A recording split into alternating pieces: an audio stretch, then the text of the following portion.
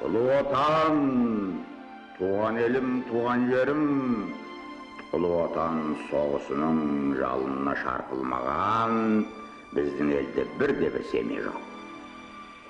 Соғыс қайғысы, соғыс мұңы әрқайсымыздың басымызда болады. Солдаттың сағынышы, ата-ананың қайғысы, жардың мұңы, жетім жесірдің көз жасы әрқайсымыздың басымыздан өтті. Мен өзім 40 жыл қырғында тірі қалған жандардың бірімін.